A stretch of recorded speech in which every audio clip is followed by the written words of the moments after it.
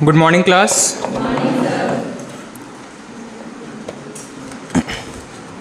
चलिए, last class में किस चीज़ पर डिस्कस कर रहे थे?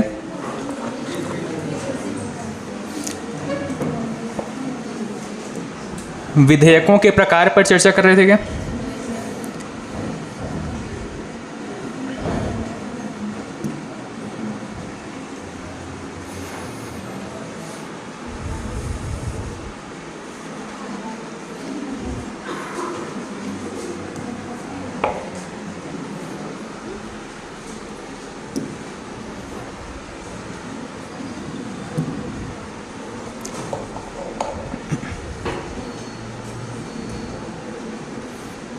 चलिए आगे कंटिन्यू करते हैं।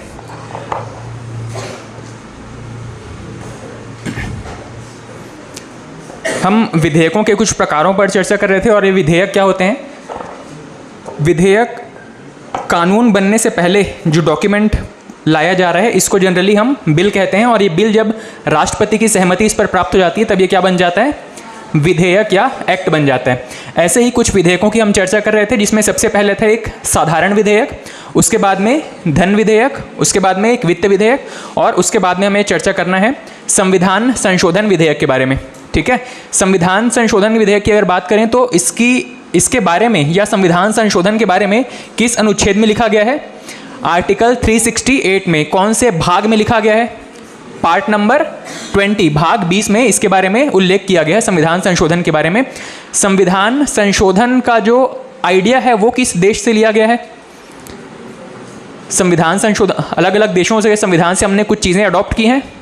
संविधान संशोधन के बारे में किस देश से लिया गया था? Ireland, Russia, Africa, America. America से, अफ्रीका से, दक्षिण अफ्रीका के संविधान से हमने संविधान संशोधन का कॉन्सेप्ट अडॉप्ट किया था। ठीक है, अब उसके बाद अगर बात करें कि संविधान में किस किस तरीके के संशोधन होते हैं, तो जनरली जो कैटेगराइजेशन है किस किस टाइप के संशोधन है वो एक बहुमत के आधार पर इसमें कुछ डिवीजन देखने को मिलते हैं। ठीक है, अब हमको थोड़ा सा बहुमत के बारे में समझना चाहिए, पर फिलहाल हम संविधान संशोधन को पहले कवर करते हैं। संविधान संशोधन विधेयक पर कंप्लीट करते हैं, उसके बाद हम एक टॉपिक डिस्कस करेंगे बहुमत के प्रकार, अलग अलग टाइप के।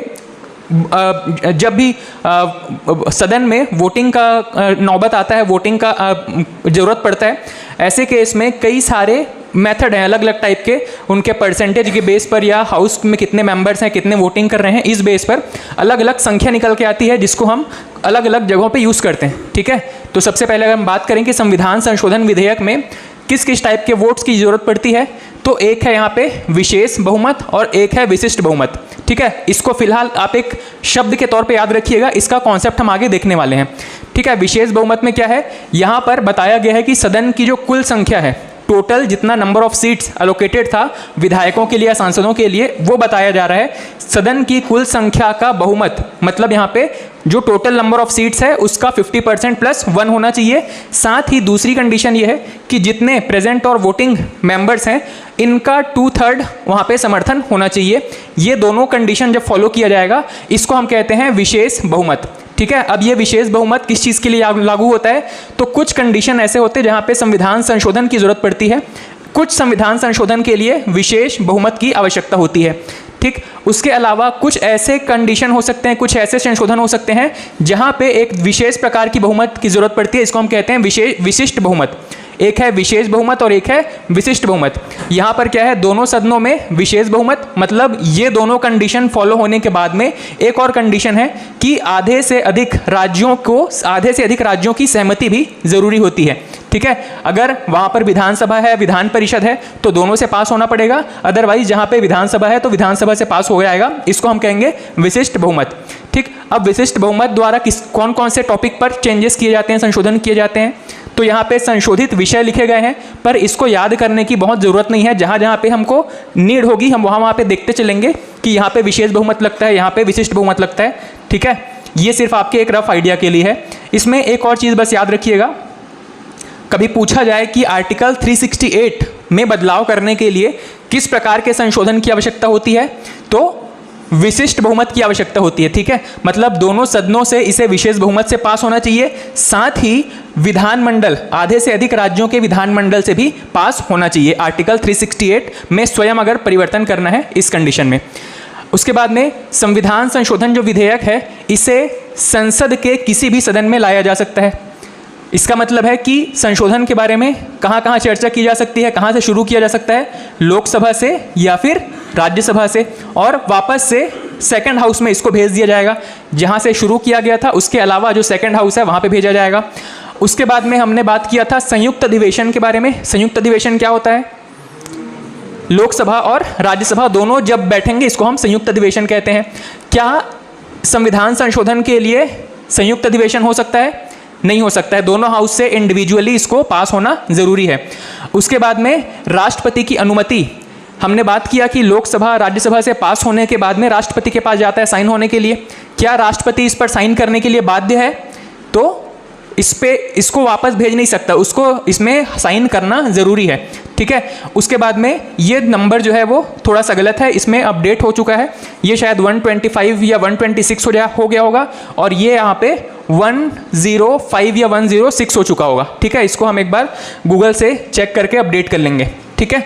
तो ये था आपके संविधान संशोधन के बारे में, ठीक है। अब वापस से मुझे कुछ चीज़ें बताते चलिएगा। कंपैरेटिवली हमने 4 प्रकार के विधेयकों की चर्चा की है। सबसे पहले था आपका साधारण विधेयक, उसके बाद में धन विधेयक, उसके बाद में वित्त विधेयक, और सबसे लास्ट में संविधान संशोधन विधेयक। साधारण विधेयक को किस हाउस से स्टार्ट किया जाएगा? लोकसभा से या फिर राज्यसभा से स्टार्ट कर सकते हैं, फिर जाएगा प्रेसिडेंट के पास में, सेकंड हाउस में कंप्लीट हो जाएगा, फिर जाएगा राष्ट्रपति के पास में। धन विधेयक को कहाँ पे स्टार्ट करेंगे? यहाँ पे ज़रूरी है कि ये लोकसभा से स्टार्ट होगा, फिर जाएगा राज्यसभा में, फिर जाएगा कहाँ पे? प्रेसिडेंट के पास में, राष्ट्रपति के पास में।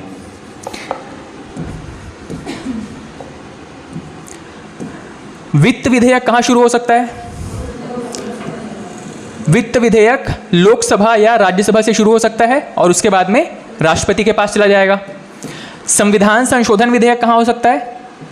लोकसभा या राज्यसभा दोनों जगहों से शुरू हो सकता है, फिर प्रेसिडेंट के पास जा सकता है।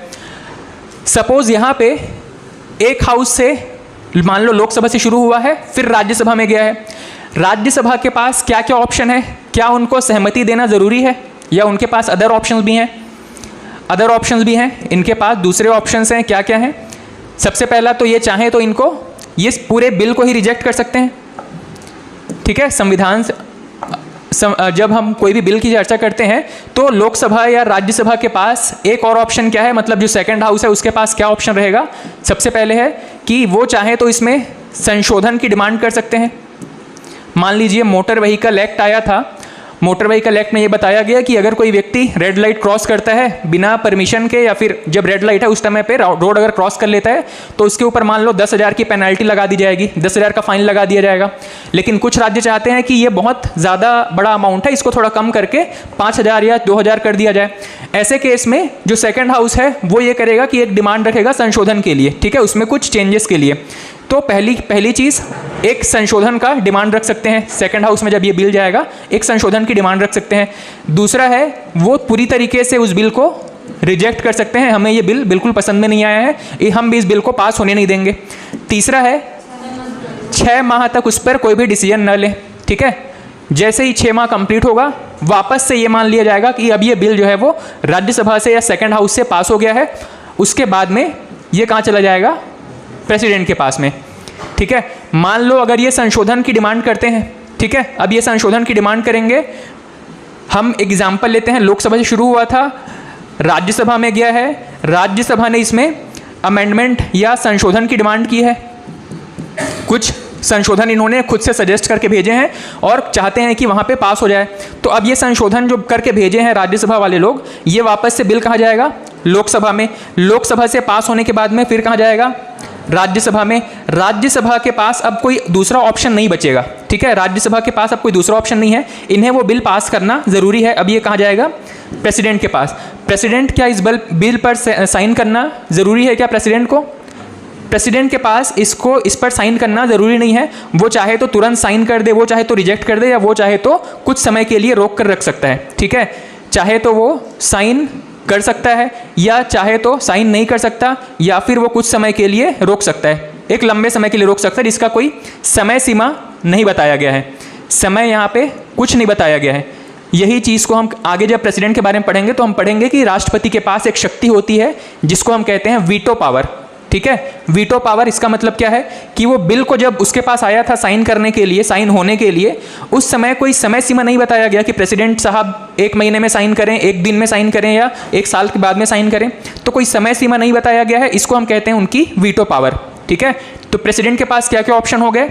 वो चाहें तो तुरंत उस बिल को साइन करके पास कर दें, या चाहें तो सीधे सीधे उस बिल को रिजेक्ट कर दें, या चाहें तो अपने पास रख करके बैठे रहें, उस पर कुछ ना हाँ बोले ना बोलें, कोई भी सहमति या असहमति न जताएं। ठीक है, तो ये तो हो गया आपके साधारण विधेयक का प्रोसेस, कंप्लीट प्रोसेस कहाँ से आएगा, कहाँ पे जाएगा और कब इस पर साइन किया जाएगा। धन विधेयक जब आएगा तो लोकसभा से ही शुरू होना ज़रूरी है। ठीक है, राष्ट्रपति की सहमति से इसको लेकर के आया जाएगा। उसके बाद में जैसे ही ये बिल राज्यसभा में आता है, राज्यसभा के पास क्या क्या ऑप्शन रहेंगे? क्या ये इस बिल पर संशोधन की डिमांड कर सकते हैं? संशोधन की डिमांड कर सकते हैं क्या? संशोधन की डिमांड कर सकते हैं। क्या वो इस बिल को रिजेक्ट कर सकते हैं? रिजेक्ट करने का ऑप्शन नहीं है उनके पास। या तो संशोधन करेंगे या तो रोक करके बैठ जाएंगे। कितने दिन तक? 14 दिन तक अपने पास रोक करके बैठ जाएंगे। 14 दिन जैसे ही कंप्लीट होता है, ये मान लिया जाएगा कि अब ये राज्यसभा से पास हो गया है, राज्यसभा ने इस बिल पर अपनी सहमति दे दी है, ऐसा मान लिया जाएगा। राज्यसभा से पास हो गया है, अब ये कहाँ जाएगा? राष्ट्रपति के पास में। राष्ट्रपति के पास क्या ये ज़रूरी है कि वो इस बिल पर साइन करे या ना करे? राष्ट्रपति को मजबूरी है, इस बिल पर साइन करेगा ही करेगा। ठीक है, उसके बाद में वित्त विधेयक, हाँ, संयुक्त अधिवेशन, उसकी चर्चा एक बार बाद में कर लेंगे। पहले इसको समझ लीजिए, कंपैरेटिवली ये चारों को समझ लीजिए। देखो, संयुक्त अधिवेशन कहाँ कहाँ पे हो सकता है? साधारण विधेयक में हो सकता है, धन विधेयक में हो सकता है क्या? वित्त विधेयक में हो सकता है, संविधान संशोधन में नहीं हो सकता है। ठीक है, तो वित्त विधेयक की जब चर्चा कर रहे हैं तो यहाँ पे लोकसभा या राज्यसभा से पास हुआ और पूरा का पूरा प्रोसेस किस तरीके का है? साधारण विधेयक के जैसा। हालांकि जब इसमें थोड़ा सा और डेप्थ में जाएंगे तो हमको ये पता चलता है और पढ़ने को मिलेगा कि वित्त विधेयक भी पार्ट 1 और पार्ट 2 टाइप के होते हैं, पर हमारे एग्जाम के पॉइंट ऑफ व्यू से ये बहुत डिटेल जो है ज़रूरी नहीं है। आप इसको मान करके चलिए कि वित्त विधेयक जो है वो साधारण विधेयक के जैसा ही काम करेगा। नेक्स्ट, संविधान संशोधन विधेयक किस हाउस में लाया जाएगा? किसी भी हाउस में ला सकते हैं, चाहे लोकसभा में चाहे राज्यसभा में। ज़रूरी है कि सेकंड हाउस से उसको पास होना ज़रूरी है। उसके बाद में जाएगा राष्ट्रपति के पास में, राष्ट्रपति साइन कर देगा, संविधान संशोधन कंप्लीट माना जाएगा। अब मान लीजिए ये सेकंड हाउस के पास जाता है, सपोज लोकसभा से शुरू हुआ था, राज्यसभा के पास जाता है। ऐसे केस में इनके पास कुछ पावर्स हैं क्या? राज्यसभा इस पर क्या क्या कर सकता है? सहमति देगा, नहीं देगा? लास्ट में तो प्रेसिडेंट के साइन होने ज़रूरी हैं, ये तो हमको पता है, लेकिन सेकंड हाउस में जाने के बाद सेकंड हाउस में क्या क्या पावर्स होंगी? सेकंड हाउस के पास में कौन कौन से ऑप्शन होंगे? क्या वो इस बिल को पास करना उनके लिए ज़रूरी है क्या? क्या वो इस बिल को रिजेक्ट कर सकते हैं? और क्या वो इस बिल को कितने समय तक रोक सकते हैं? तो ज़रूरी है कि ये उस बिल को पास करेंगे ही करेंगे, उनके पास अदर ऑप्शंस नहीं है। ठीक है, सेकंड हाउस में जैसे ही जाएगा तो अच्छा उनके पास एक ऑप्शन तो है कि वो उस बिल को पास कर दें या फिर सीधा सीधा रिजेक्ट कर दें। ये 2 ऑप्शन है उनके पास में। अगर वो इस बिल को रिजेक्ट कर देते हैं, ऐसे केस में वो बिल तुरंत ही फेल मान लिया जाएगा, उस पर कोई आगे की कार्रवाई नहीं हो सकती है। ठीक है, इस पर कोई भी संयुक्त बैठक का प्रावधान नहीं है। संविधान संशोधन के बारे में विशेष रूप से याद रखेंगे, एक हाउस से पास होने के बाद में सेकंड हाउस में जाएगा, सेकंड हाउस उसको पास करता है तो बहुत अच्छी बात है। अगर वो उसको रिजेक्ट कर देता है, ऐसे केस में उस बिल को, मतलब संविधान संशोधन वाले बिल को फेल मान लिया जाएगा। अब उस पर कोई आगे की कार्रवाई नहीं हो सकती है। ठीक है, अब यहाँ पे थोड़ा सा आप ये बताइएगा कि संयुक्त अधिवेशन के बारे में हम पढ़ रहे थे। संयुक्त अधिवेशन कौन से केस में संयुक्त अधिवेशन बुलाया जाता है?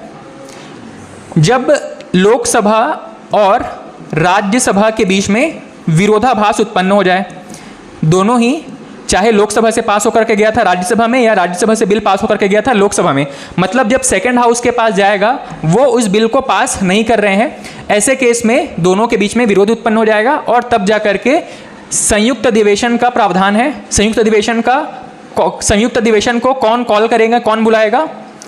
राष्ट्रपति, प्रेसिडेंट जो है वो संयुक्त अधिवेशन बुलाएंगे। और जब हम राष्ट्रपति पढ़ेंगे तो हमको ये भी पढ़ने को मिलेगा कि हमेशा जो राष्ट्रपति हैं वो किसकी सलाह पर काम करते हैं? मंत्रिपरिषद या पीएम की सलाह पर काम करते हैं। इसका मतलब है कि राष्ट्रपति मंत्रिपरिषद की सहमति से एक ज्वाइंट सिटिंग बुलाएंगे, संयुक्त अधिवेशन बुलाएंगे और इसकी अध्यक्षता कौन करेंगे? इसकी अध्यक्षता कौन करेंगे? अध्यक्षता करने का हायरार्की मतलब किसको पहले प्राथमिकता दी जाएगी? लोकसभा स्पीकर को। अगर स्पीकर एब्सेंट है तो डिप्टी स्पीकर को, डिप्टी स्पीकर अगर एब्सेंट है तो यहां पे एक करेक्शन करेंगे। हमने शायद लास्ट क्लास में डिस्कस किया था कि राज्यसभा के सभापति को तीसरा प्रायोरिटी मिल रहा है, ये हमने पढ़ा था क्या? आप अगर कहीं पे नोट कर रहे हो, नोट किए हो तो याद रखेंगे ये जो है थर्ड प्रायोरिटी पे ये नहीं रहते हैं। थर्ड प्रायोरिटी पे कौन है? राज्यसभा के उपसभापति। आपको जो पीडीएफ मैंने अपलोड किया है उसमें ये डेटा शायद गलत लिखा हुआ है। ये असल में लक्ष्मीकांत, एम लक्ष्मीकांत जो है पॉलिटी की किताब है, उस किताब में मतलब उसको काफ़ी पॉलिटी के लिए ऑथेंटिक किताब माना जाता है। वहाँ से उसकी जो पुरानी एडिशन थी उसमें ये एक गलत चीज़ या गलत इन्फॉर्मेशन दिया गया था। हालांकि हो सकता है नए एडिशन में उसको करेक्ट कर लिया गया हो। मैंने अभी तक उसको नोट्स में अपडेट नहीं किया था। मैं जो जो चीज़ें अपडेट करने की ज़रूरत होंगी इस पीडीएफ में उसको अपडेट करके एक बार फिर से अपलोड कर दूंगा। तो फिलहाल ये याद रखिएगा, अगर ज्वाइंट सिटिंग की ज़रूरत पड़ती है तो सबसे पहली प्राथमिकता होगी लोकसभा के स्पीकर की, मतलब ये अध्यक्षता करेगा। अगर ये उस ज्वाइंट सिटिंग वाले दिन एब्सेंट है, जो डिप्टी स्पीकर वहाँ पे प्रेजेंट हैं वो वहाँ पे अध्यक्षता करेंगे। अगर वो भी एब्सेंट हैं तो राज्यसभा के उपसभापति, ठीक है, इनको वहाँ पे अध्यक्षता करने का मौका दिया जाएगा। और मान लीजिए ये भी अगर वहाँ पे एब्सेंट हैं तो वहाँ पे जितने भी सदस्य बैठे हैं, मतलब लोकसभा प्लस राज्यसभा सभी को मिलाकर के जितने सदस्य बैठे हैं, सदस्यों में से किसी को चुनाव किया जाएगा। सदस्यों में से चुनाव किया जाएगा सबसे पहले, उसके बाद वो उस ज्वाइंट सिटिंग की अध्यक्षता करेंगे। ठीक है,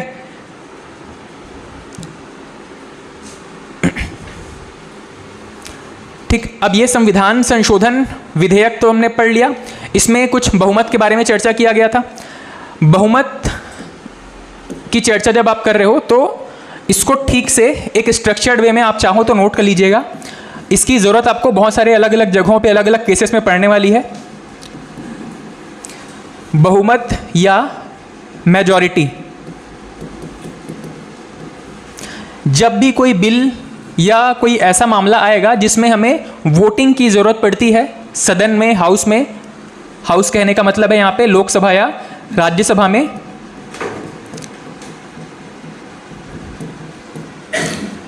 ऐसे केस में हमें जब भी वहाँ पे वोटिंग होगी तो अलग अलग केस में अलग अलग कंडीशन में इसको समझने के लिए दो तरीके हैं आपके पास।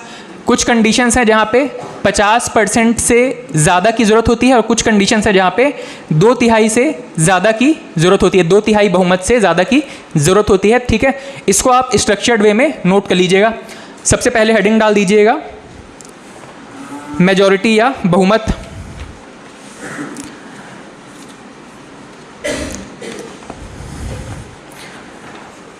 उसके बाद में एक कंडीशन लिख लीजिएगा कि कौन कौन से केस हो सकते हैं।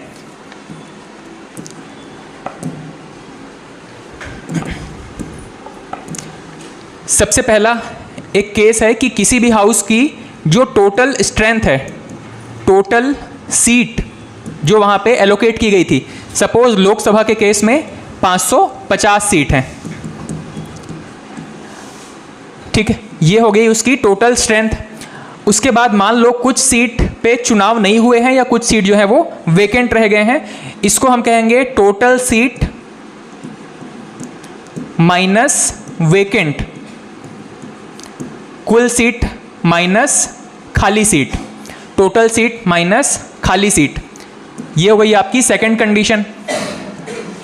थर्ड कंडीशन है यहाँ पे कि जब किसी दिन पे सदन पे कार्रवाई हो रही है उस दिन कितने लोग प्रेजेंट हैं, ये हो गई आपकी तीसरी कंडीशन।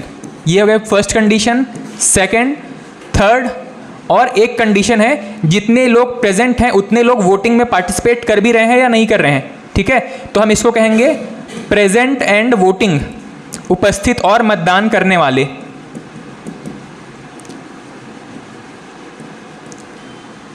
ठीक है, इन चार कंडीशंस में जो टोटल नंबर्स है वो अलग अलग निकल के आएंगे। मान लीजिए यहाँ पे लोकसभा की जब चर्चा कर रहे हैं, लोकसभा में 550 सीट है, मान लीजिए कि यहाँ पे 10 सीट अभी भी वेकेंट है, उस पर चुनाव हुए ही नहीं है, तो यहाँ पे कितने सीट बचेंगे? टोटल थे 550, 10 सीट अभी खाली हैं जिस पे चुनाव नहीं हुए हैं, कितने बचेंगे? 540 सीट। इसको एक अलग नाम दिया जाएगा। मान लीजिए इस 540 में से टोटल जिस दिन सदन में चर्चा हो रही थी उस दिन मान लीजिए 20 लोग एब्सेंट थे, टोटल यहाँ पे स्ट्रेंथ कितनी बच जाएगी?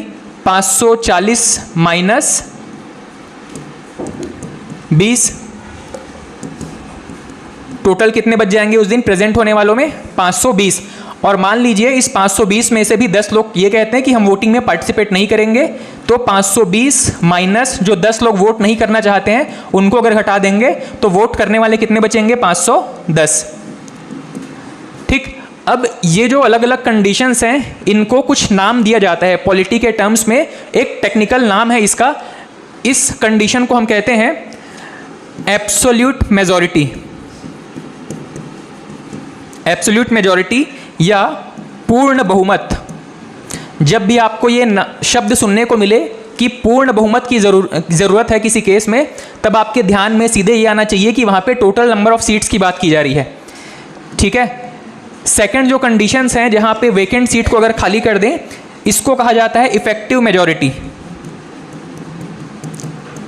इफेक्टिव मेजॉरिटी या प्रभावी बहुमत, इफेक्टिव मेजॉरिटी या प्रभावी बहुमत। इस केस की ज़रूरत बहुत कम पड़ती है या कहीं पड़ती भी नहीं है, इसलिए इसको कोई नाम नहीं दिया गया है। जो चौथा केस है इसको कहा जाता है सिंपल मेजॉरिटी या साधारण बहुमत।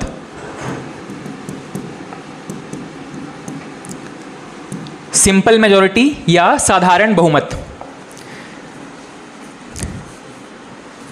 ये जितने भी केस हम पढ़ रहे हैं 50% से ज़्यादा के कंडीशंस के बारे में पढ़ रहे हैं।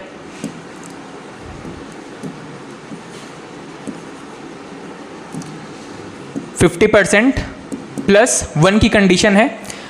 सबसे पहली कंडीशन, लोकसभा या राज्यसभा की जो टोटल सीट है, अगर उस टोटल सीट में से कैलकुलेट किया जाएगा तो हम कहेंगे पूर्ण बहुमत, पूर्ण बहुमत की आवश्यकता है। या सेकंड कंडीशन है कि कुछ सीट अगर वहाँ पे खाली हैं जहाँ पे चुनाव होने बाकी है, या कुछ सीट में मान लीजिए किसी विधायक की या सांसद की मृत्यु हो गई है, ऐसे कंडीशन में जो सीट्स खाली हैं उसको अगर घटा देंगे उसको हम कहेंगे इफेक्टिव मेजॉरिटी या प्रभावी बहुमत। उसके बाद हाउस में जितने लोग प्रेजेंट हैं, इसके लिए कोई स्पेशल केस नहीं है, इनको किसी अगर इसमें से जितने लोग वोटिंग में पार्टिसिपेट कर रहे हैं उतने को हम कहेंगे सिंपल मेजॉरिटी, साधारण बहुमत। ठीक है, तो ये 4 प्रकार के बहुमत हैं 50% +1 वाले केस में, 50% से ज़्यादा वाले केस में। सेकंड है, कुछ ऐसे केस होंगे जहां पे सदन का 2/3 बहुमत, 2/3 बहुमत कहने का मतलब है 2/3 से कुछ ज़्यादा, 2/3 + 1, ऐसे केसेस के बारे में देख लीजिएगा कहाँ कहाँ पे 2/3 बहुमत से ज़्यादा की ज़रूरत पड़ती है। यहाँ पे भी एक कंडीशन बताया गया है कि कुछ ऐसे केस होंगे जहाँ पे सदन की कुल संख्या, सदन की कुल संख्या का 2/3, और जब सदन की कुल संख्या की बात की जाती है तो ये किस प्रकार का मेजॉरिटी है? साधारण बहुमत में हम इसको क्या कहते हैं? एब्सोल्यूट मेजॉरिटी या पूर्ण बहुमत। ठीक, सेकंड केस है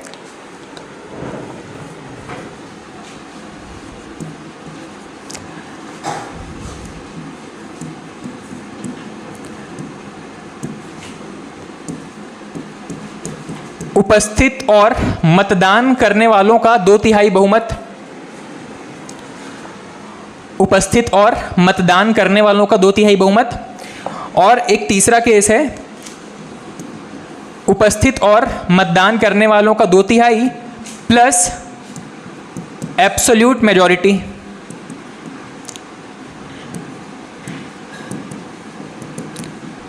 ये एब्सोल्यूट मेजॉरिटी कौन सा है आपका, जो 50% प्लस 1 वाले केस में हमने पढ़ा था।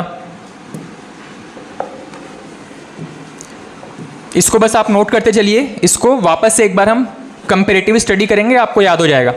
एब्सोल्यूट मेजॉरिटी या पूर्ण बहुमत,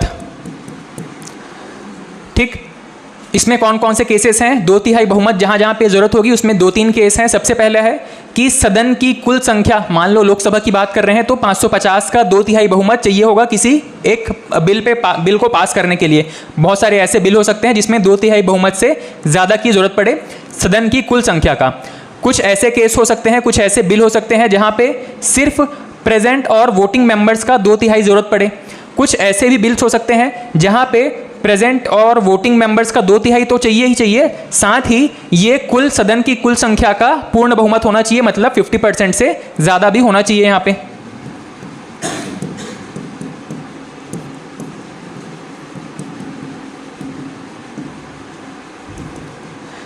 ठीक है, 50% प्लस 1 टोटल सीट्स का।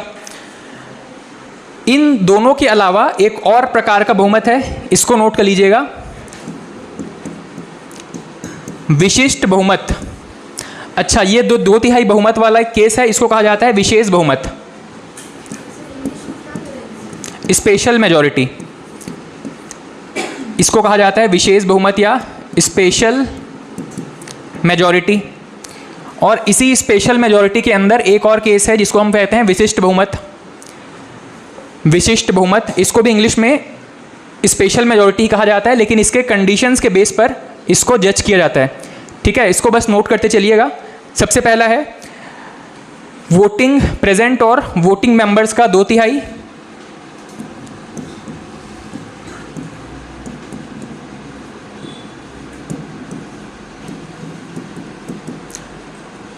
To-third of present and voting,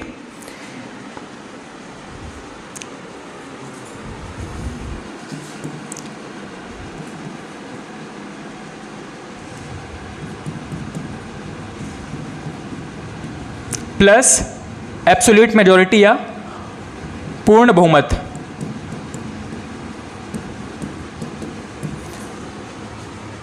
और एक केस है इसमें आधे से अधिक विधानमंडलों का सहमति। आधे से अधिक विधानमंडलों की सहमति।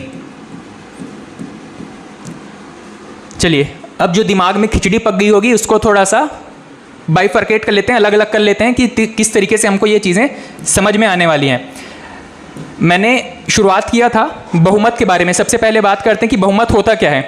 तो मान लीजिए हमें क्लास में ही कोई किसी एक विषय पर चर्चा करनी है और मैं आपसे पूछता हूँ कि कितने लोग इस बात के फेवर में हैं, कितने लोग अपोज कर रहे हैं, कितने लोग फेवर में नहीं हैं। तो आप में से जाहिर है कि आप में से सभी के सभी उस चीज़ के फेवर में नहीं होंगे, कुछ लोग उसके विरुद्ध भी होंगे। तो आप में से हाथ उठाएंगे कि हम इतने लोग फेवर में हैं। अब हमको काउंट करने की ज़रूरत पड़ेगी। अब जब काउंट करेंगे तो कुछ नंबर निकल के आएगा। ठीक है, हम 50% से ज़्यादा होगा तो पास कर लेंगे, नहीं होगा तो नहीं करेंगे। इसी को हम सिंपल मेजॉरिटी कहते हैं। ठीक है, लेकिन जब संसद की बात कर रहे हैं, संसद या पार्लियामेंट या किसी ऐसे मुद्दे पर जहां पर देश का भविष्य टिका हो, ऐसे केस में यहां पे बहुमत को अलग अलग तरीके से सिद्ध करना पड़ता है। वही चीज़ हम यहां पे पढ़ने वाले हैं कि कौन कौन से केस में कितने बहुमत की ज़रूरत पड़ती है। तो सबसे पहले अगर चर्चा करें कि एक सामान्य सी चीज़ क्या है, जब भी हम अपने नॉर्मल लाइफ में देखते हैं तो बहुमत का मतलब हम क्या समझते हैं, कहीं पे भी अगर 50% से ज़्यादा लोग उस चीज़ के फेवर में है, इसी को ही हम बहुमत कहते हैं। ठीक है, लेकिन ये सबसे सिंपलेस्ट केस हो गया, सबसे साधारण केस हो गया। सबसे साधारण तरीके का बहुमत है 50% प्लस 1 वाला केस। मतलब इसको आप कहीं भी यूज़ कर सकते हो। 50% से एक ज़्यादा कहीं पर भी अगर मिल रहा है, जनरली हम इसी को बहुमत कहते हैं। लेकिन जब पॉलिटी के टर्म्स में अगर बात करें तो कई प्रकार के अलग अलग बहुमतों की चर्चा की गई है संविधान में।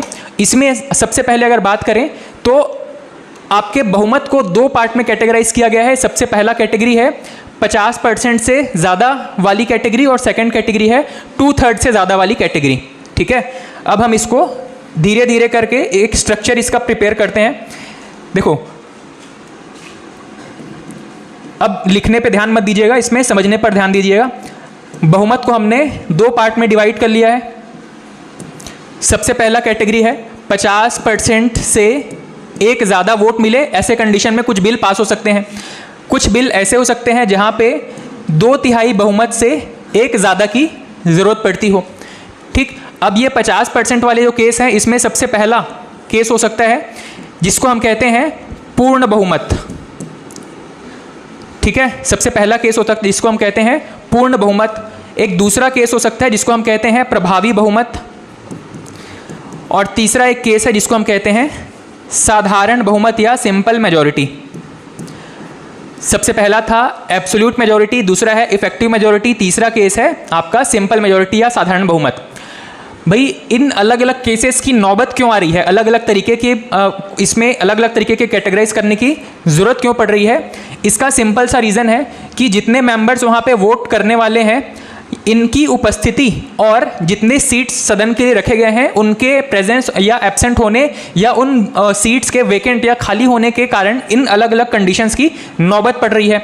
ठीक है, तो सबसे पहले मैंने कहा था कि पूर्ण बहुमत एक ऐसी स्थिति है जहाँ पे हम टोटल सीट्स की चर्चा करते हैं, चाहे लोकसभा हो चाहे राज्यसभा हो, हम वहाँ पे जितने सीट्स अलोटेड हैं आपके संविधान के द्वारा उतनी सीटों की चर्चा करते हैं। मान लीजिए लोकसभा या राज्यसभा में मान लो 250 सीट्स एलोकेट किए गए हैं।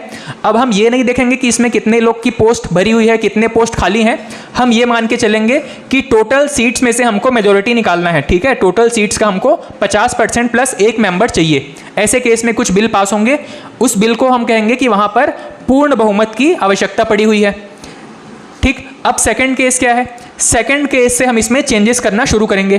प्रभावी बहुमत का मतलब है कि जितने सीट्स वहाँ पे एलोकेट किए गए थे सदन में, मान लो राज्यसभा में यहाँ पे 250 सीट्स एलोकेट किए गए हैं और इसमें से बहुत सारे सीट्स ऐसे हैं जहाँ पे अभी वैकेंसी है, वहाँ पे कोई सांसद काम नहीं कर रहे हैं।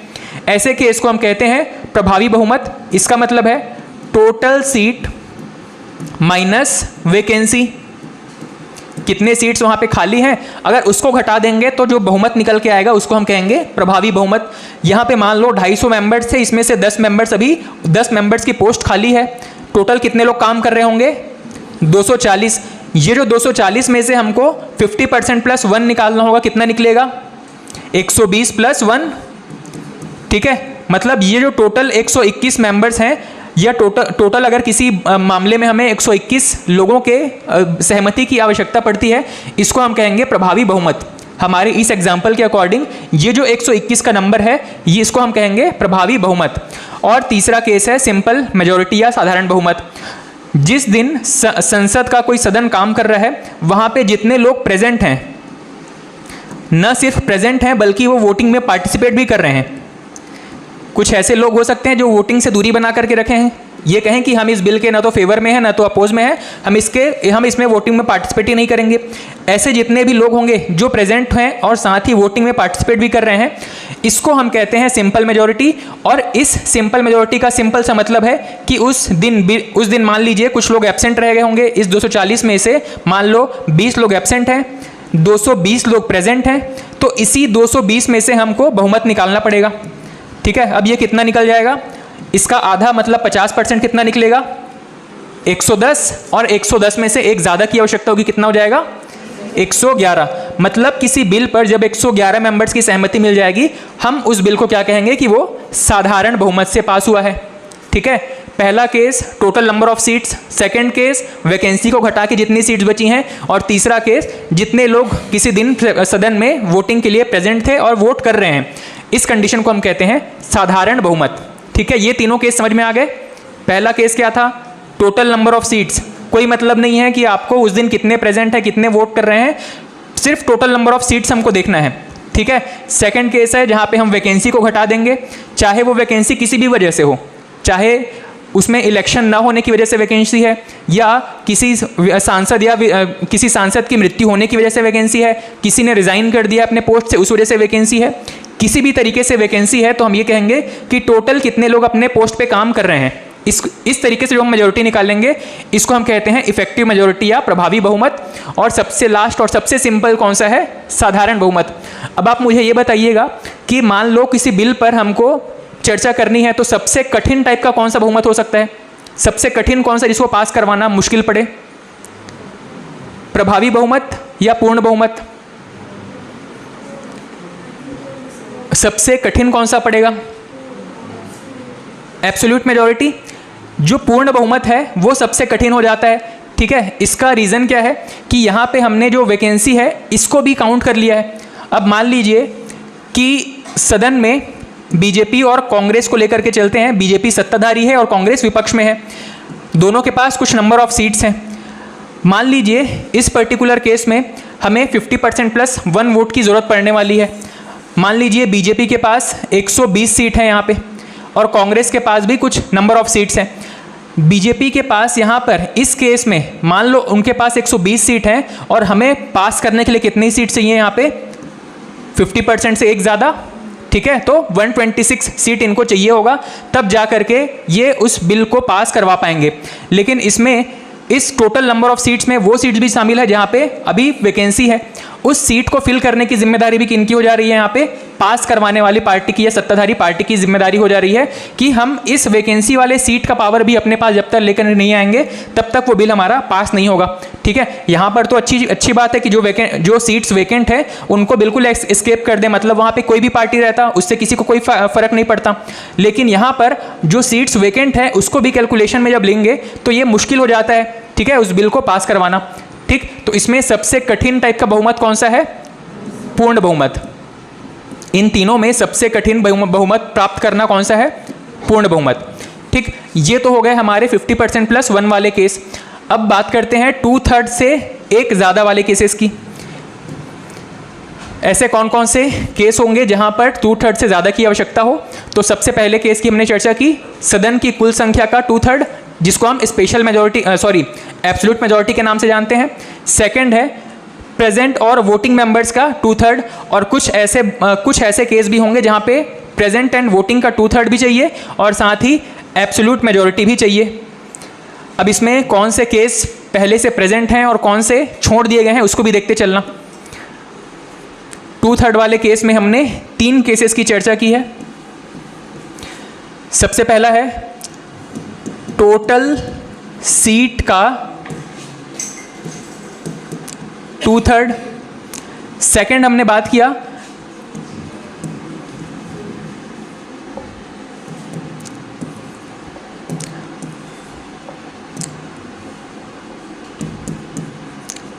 प्रेजेंट एंड वोटिंग का 2/3, और साथ ही एक और केस हमने चर्चा किया, प्रेजेंट एंड वोटिंग का 2/3 तो चाहिए ही चाहिए, साथ ही क्या चाहिए हमको? एब्सोल्यूट मेजॉरिटी चाहिए।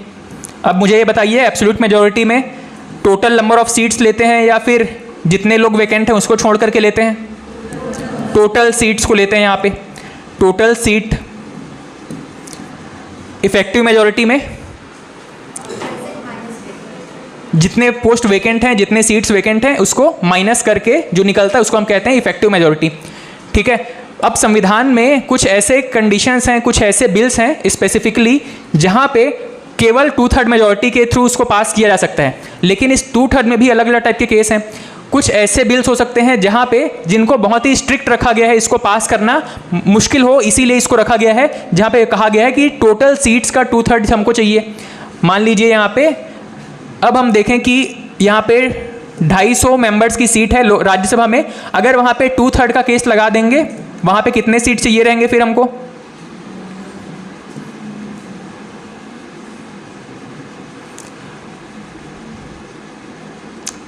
एक्चुअली में फिर ये डेसिमल में नहीं आएगा, इसको हम जो पूर्ण संख्या है उसी से ही लेकर के चलेंगे। वहाँ पे जब तक आपको 84 सीट नहीं मिलेंगे, सॉरी 84 भी नहीं, फिर ये कितने हो जाएंगे?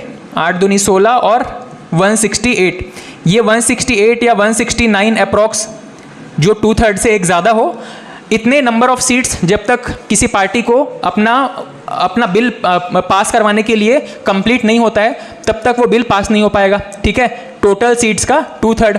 उसके बाद में यहीं पे इस 250 में से मान लो कुछ लोग एब्सेंट हैं, ऐसे केस में प्रेजेंट एंड वोटिंग मेंबर्स का 2/3 निकालने की जरूरत पड़ेगी। मान लीजिए 10 लोग एब्सेंट हैं, 240 का 2/3 निकालना पड़ेगा।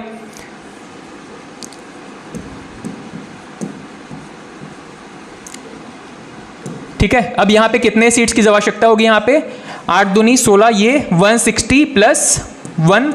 जैसे ही इनको 161 सीट मिलेंगे, प्रेजेंट एंड वोटिंग वाला जो कोटा है वो कंप्लीट हो जाएगा और वो बिल पास मान लिया जाएगा। इसके अलावा एक केस अब क्या है, इसको थोड़ा सा ध्यान से समझिएगा। प्रेजेंट एंड वोटिंग, अगर हम यही केस लेकर के चलें तो प्रेजेंट एंड वोटिंग का 2/3 तो हमको यहाँ पे मिल गया। ये कितना मिल जाएगा आपका? 161। लेकिन हमको इस टोटल सीट का एब्सोल्यूट मेजॉरिटी भी चाहिए। 250 का एब्सोल्यूट मेजॉरिटी कितना निकलेगा आपका? 125 प्लस 1, यही इसका एब्सोल्यूट मेजॉरिटी निकलेगा। ये कितना होगा? 126। अब ये देखेंगे कि ये 126 इससे मतलब यहाँ पे दोनों कंडीशंस फुलफिल हो रही हैं कि नहीं हो रही हैं। ठीक है, प्रेजेंट एंड वोटिंग मेंबर्स का जो 161 है ये 126 से कम तो नहीं है। अगर ये इससे कम होता है ऐसे केस में ये बिल फेल हो जाएगा, और अगर ये इससे ज़्यादा है, 126 से ज़्यादा है, ऐसे केस में ये बिल पास हो जाएगा। मान लीजिए यहाँ पे हमारा जो टोटल नंबर है यहाँ का प्रेजेंट एंड वोटिंग वाले केस में, मान लो ये सिर्फ 120 निकल के आता, कुछ ऐसी कैलकुलेशंस होती कि ये सिर्फ 120 निकल के आता, तो हम क्या करते, यहाँ पे देखते कि ये एब्सोल्यूट मेजॉरिटी को पास कर रहा है नहीं कर रहा है, 126 से ज़्यादा हो रहा है या नहीं हो रहा है। ये देखेंगे कि यहाँ पे ये पास नहीं हो पा रहा है, ऐसे केस में इस बिल पर जो वोटिंग है वो फिर फेल हो जाती। ठीक है, ये हो गया आपका 2/3 मेजॉरिटी वाला केस। अब इसी 2/3 मेजॉरिटी जिसको हम कहते हैं विशेष बहुमत, 50% वाले को कहा जाता है सामान्य बहुमत, इसको कहा जाता है विशेष बहुमत। अब इसी विशेष बहुमत में एक और केस अगर लगा देंगे, कहाँ पे? प्रेजेंट एंड वोटिंग का 2/3 प्लस एब्सोल्यूट मेजॉरिटी। इसके अलावा अगर इसमें हम एक और केस लगा देंगे कि आधे से अधिक राज्यों की सहमति, विशिष्ट बहुमत। विशिष्ट बहुमत में एक केस क्या हो जाएगा? आधे से अधिक राज्यों की सहमति, आधे से अधिक राज्यों की सहमति, उनके विधानमंडलों से इसको पास होना पड़ेगा। आधे से अधिक राज्यों की सहमति, ठीक, आधे से अधिक राज्यों की सहमति, और प्रेजेंट एंड वोटिंग का 2/3 प्लस 50% से ज़्यादा वोट, टोटल सीट का 2/3 प्लस एब्सोल्यूट। इस केस को कहा जाता है विशिष्ट बहुमत। ठीक है, अब वापस से इसको अगर याद करना है तो इसको इस तरीके से टेबल बना के आप चाहो तो याद कर सकते हो। सबसे पहला हमने बात किया सामान्य बहुमत के बारे में। सामान्य बहुमत में क्या केसेस हैं? 50% से ज़्यादा वाले केसेस हैं। उसके बाद हमने बात किया विशेष बहुमत वाले केस, यहाँ पर 2/3 बहुमत से ज़्यादा की चर्चा की गई है। और तीसरा हमने एक बात किया विशिष्ट बहुमत का। विशिष्ट बहुमत में क्या है? यहाँ की एक कंडीशन तो पास करना ही है, मतलब 2/3 वाला एक कंडीशन पास करना है, 2/3 ऑफ टोटल सीट्स प्लस 50, एक एब्सोल्यूट कंडीशन वाला भी पास करना है, एब्सोल्यूट मेजॉरिटी प्लस आधे से अधिक राज्यों की सहमति।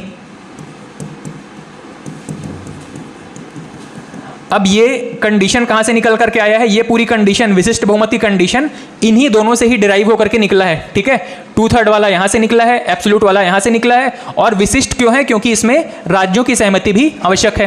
ठीक है, तो अब विशिष्ट को अगर छोड़ दें, सिंपल सा इन दोनों पर अगर हम अपना फोकस रखेंगे तो सामान्य बहुमत और विशेष बहुमत में कौन कौन से टाइप के बहुमत थे? ठीक है, इसमें सारे के सारे बहुमत 50% से ज़्यादा वाली कैटेगरी के हैं। सबसे पहला हमने बात किया था पूर्ण बहुमत का। पूर्ण बहुमत में क्या केस है? टोटल नंबर ऑफ सीट्स या total number of present and voting, total seats, कुल सीटों में से यहाँ पे कुल सीट किसी सदन में जितने सीट हैं उसमें से जब बहुमत निकालेंगे उसको हम कहते हैं पूर्ण या एब्सोल्यूट मेजॉरिटी। सेकंड है जब यहाँ पे वैकेंसी को घटा देंगे, वैकेंसी को छोड़ करके जितने सीट्स बचे हुए हैं उसमें से जब बहुमत निकालेंगे उसको हम क्या कहते हैं, इफेक्टिव मेजॉरिटी या प्रभावी बहुमत। और तीसरा है सबसे आसान कौन सा है यहाँ पे, साधारण बहुमत, सिंपल मेजॉरिटी। ठीक है, विशेष बहुमत में कौन कौन से केसेस हमने देखे, सबसे पहला है कि टोटल सीट्स का 2/3, टोटल का 2/3। जैसे यहाँ पे टोटल सीट्स का यहाँ पे 50% + 1 चाहिए था, वैसे यहाँ पे टोटल सीट्स का 2/3 से ज़्यादा चाहिए रहेगा।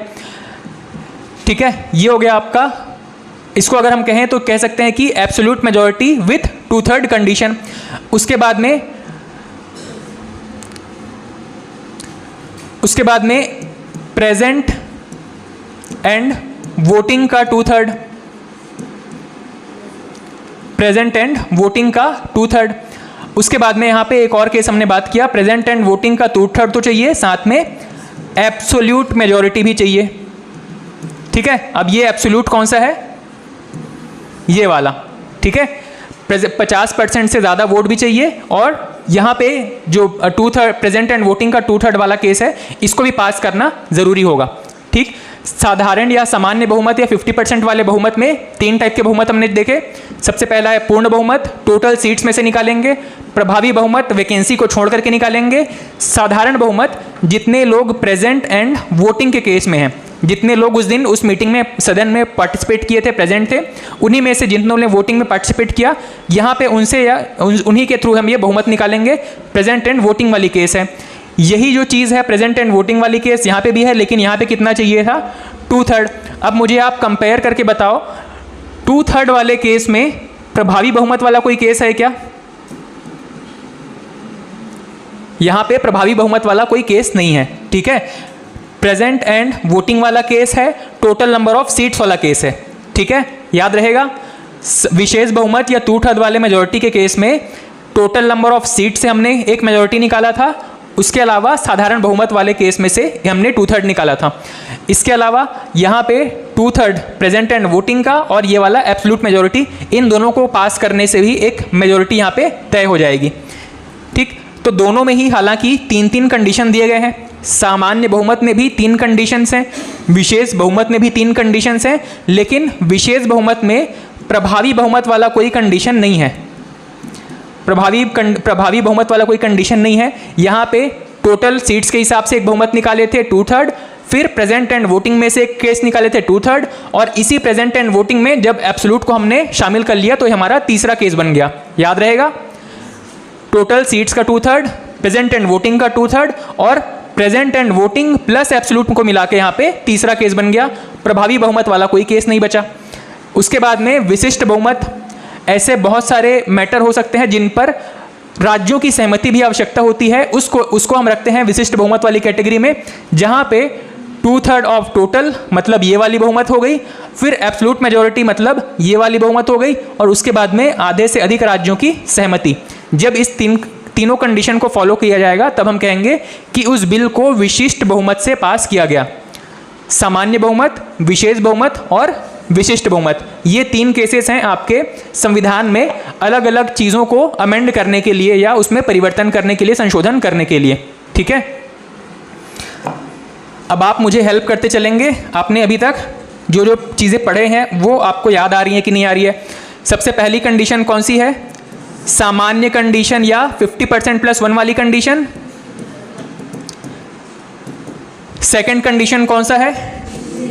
विशेष बहुमत वाली कंडीशन। इसमें कितने वोट की आवश्यकता होती है? 2/3 मेजॉरिटी की आवश्यकता होती है। और तीसरा कौन सा पढ़ा हमने? विशिष्ट बहुमत की।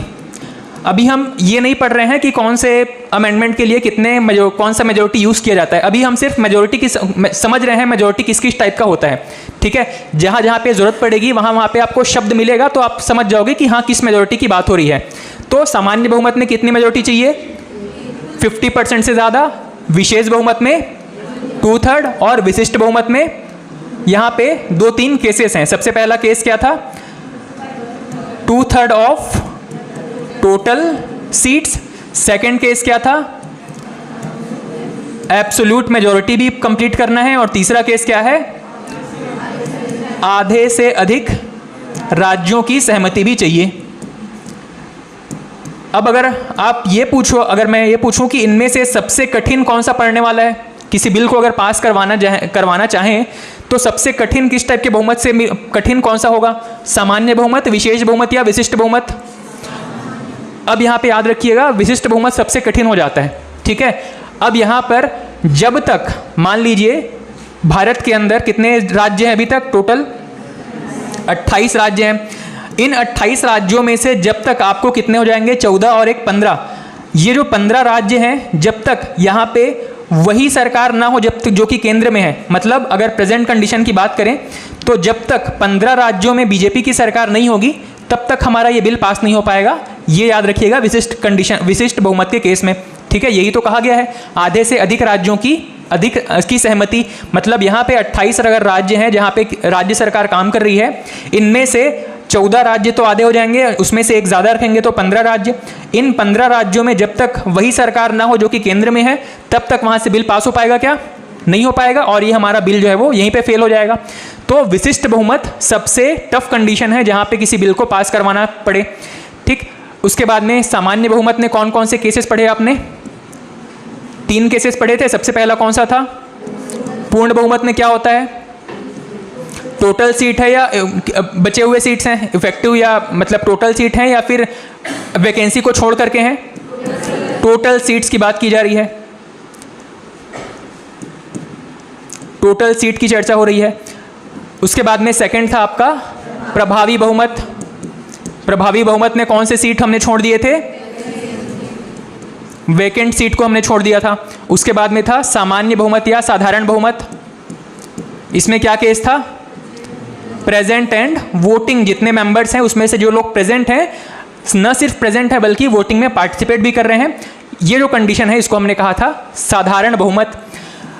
नेक्स्ट 2/3 मेजोरिटी में हमने क्या किस चीज़ की चर्चा की थी, वहाँ पे एक कंडीशन था जहाँ पे पूर्ण बहुमत वाली सिचुएशन है, मतलब यहाँ पे टोटल सीट का कितना चाहिए, यहाँ पे 2/3 चाहिए।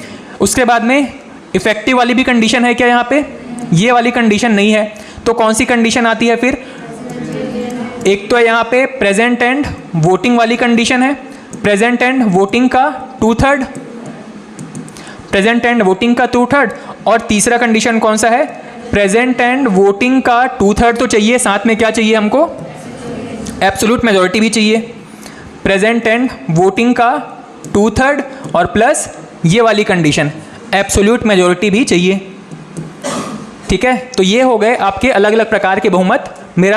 मेरे को लग रहा है कि आपको ये स्ट्रक्चर कम से कम समझ में आ गया होगा, धीरे धीरे 2-3 बार इसको रिवाइज करेंगे अलग अलग क्लासेस में तो ये स्ट्रक्चर आपको क्लियर हो जाएगा, ठीक है। एक और बार ट्राई करें, ठीक है। सबसे पहले किस टाइप का बहुमत है, नॉर्मल कंडीशन है, सामान्य वाली कंडीशन है, एक कंडीशन कौन सी है, विशेष बहुमत वाली कंडीशन है, नेक्स्ट कौन सा है, विशिष्ट वाली कंडीशन है। सबसे टफ कौन सा पढ़ने वाला है, विशिष्ट बहुमत है। सामान्य वाली कंडीशन 50% वाली है, 2/3 वाली है, 50% वाली कंडीशन को सामान्य हम कह रहे हैं। जनरली ये संविधान में ये शब्द कहीं पे लिखा नहीं मिलेगा, हम इसको अपने समझने के पॉइंट ऑफ व्यू से कह रहे हैं। 50% वाली कंडीशन सामान्य बहुमत, विशेष बहुमत वाली में 2/3 मेजॉरिटी चाहिए, विशिष्ट वाले में देखेंगे क्या चाहिए।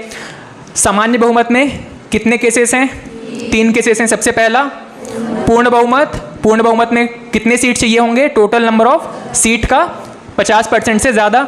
सेकंड कौन सा था, प्रभावी बहुमत, इसमें कितने नंबर ऑफ सीट चाहिए रहेंगे, वैकेंसी को छोड़ करके जितने सीट बचेंगे या जितनों में काम कर रहे हैं, अभी कोई पोस्टिंग है, उतने सीट्स का 50%। और लास्ट कौन सा है आपका, साधारण बहुमत। साधारण बहुमत में कितने सीट चाहिए होंगे, प्रेजेंट एंड वोटिंग का 50% से ज़्यादा। इन तीनों में ही 50% वाला केस लगेगा, बस हम ये देख रहे हैं कि कितने लोग प्रेजेंट हैं, कितने लोग वोट कर रहे हैं या कितने नंबर ऑफ सीट्स हैं, ठीक है। इसी के बेस पर हम 50% कैलकुलेट करेंगे। नेक्स्ट केस है हमारा 2/3 वाला। 2/3 वाले में सबसे पहला कौन सा केस लगेगा, टोटल सीट वाला केस लगेगा, टोटल सीट का 2/3। नेक्स्ट कौन सा लगेगा, प्रेजेंट एंड वोटिंग वाला एक केस बनेगा। और तीसरा केस कौन सा है, प्रेजेंट एंड वोटिंग में हमको 2/3 तो मिल रहा है, प्लस हमको क्या देखना है कि हमको वहाँ पे एब्सोल्यूट मेजॉरिटी मिल रहा है कि नहीं मिल रहा है, ठीक है, नॉर्मल कंडीशन वाला या 50% वाला एब्सोल्यूट मेजोरिटी यहाँ पे पास हो रहा है या नहीं हो रहा है, इसको हम कहेंगे यहाँ पे विशेष बहुमत या 2/3 वाली मेजोरिटी। विशिष्ट बहुमत में कौन कौन से केसेस हमने देखे थे? अच्छा, इनमें ये केसेस सेपरेट नहीं है ना, इन तीनों को एक साथ पास होना है। सबसे पहला केस क्या है? प्रेजेंट एंड वोटिंग मेंबर्स का कितना चाहिए? 2/3 चाहिए। साथ ही वहाँ पे क्या पास होना चाहिए? एब्सोल्यूट मेजोरिटी से भी उसको पास होना चाहिए। साथ ही और एक केस क्या चाहिए हमको? आधे से अधिक राज्यों का बहुमत भी चाहिए। आधे से अधिक राज्यों का बहुमत भी चाहिए, इसको हम कहते हैं यहाँ पे विशिष्ट बहुमत। ठीक, तो ये 3 केसेस हैं आपके अलग अलग कंडीशंस में बहुमत को लेकर के। चलिए नेक्स्ट किसी क्लास में वापस इसको 1-2 बार रिवाइज करेंगे, ये स्ट्रक्चर आपको क्लियर हो जाएगा।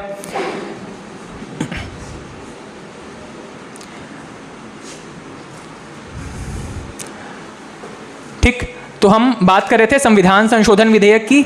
अब बताइएगा संविधान संशोधन के लिए किस प्रकार के बहुमत की आवश्यकता है? तो सबसे पहले तो विशेष बहुमत की। विशेष बहुमत कहने का मतलब है कौन सा? 50% वाला कंडीशन या 2/3 वाला? 2/3 वाली कंडीशन है। और 2/3 में भी कौन सा? उपस्थित और मतदान करने वालों का 2/3। साथ ही यहाँ पे एक और कंडीशन पास होनी जरूरी है, कौन सा? टोटल नंबर्स का या टोटल जो मेंबर्स हैं उसका बहुमत, मतलब जो टोटल सीट्स हैं उसका बहुमत। अब यहाँ पे याद रखिएगा, ये वाली जो कंडीशन बताई जा रही है ये किसका है?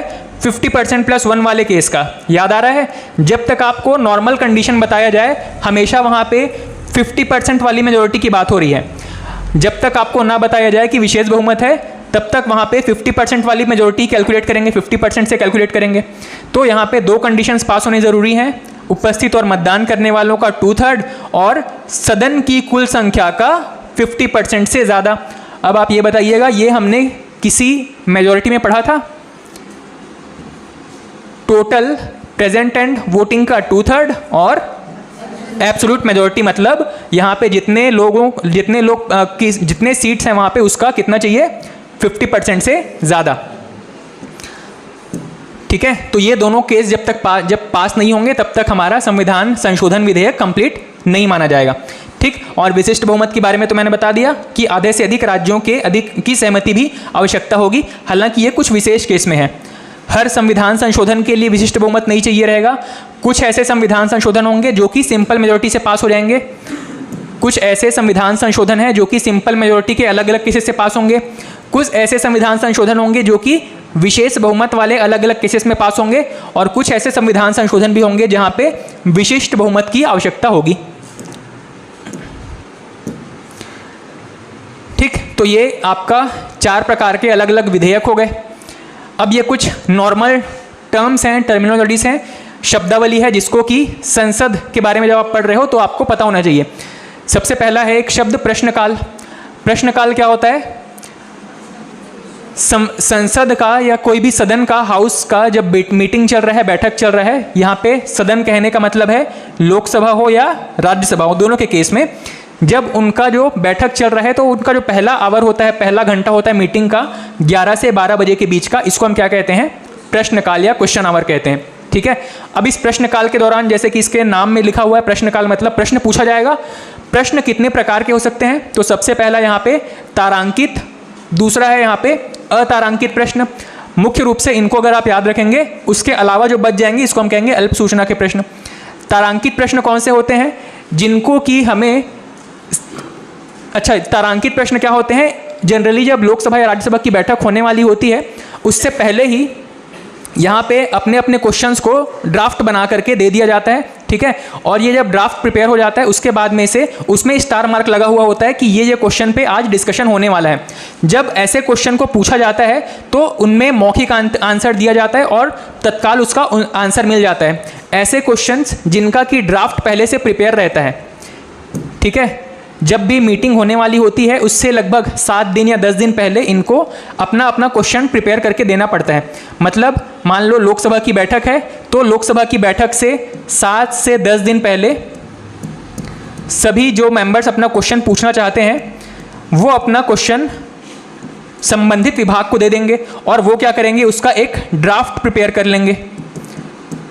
ये जो ड्राफ्ट प्रिपेयर होगा मतलब उसको टाइपिंग करके एक प्रॉपर नोट प्रिपेयर कर लेंगे, और ये जो ड्राफ्ट प्रिपेयर होगा उसको सभी को डिस्ट्रीब्यूट कर दिया जाएगा ताकि सबको पता चले कि कौन कौन से क्वेश्चन पे आज डिस्कशन होने वाला है।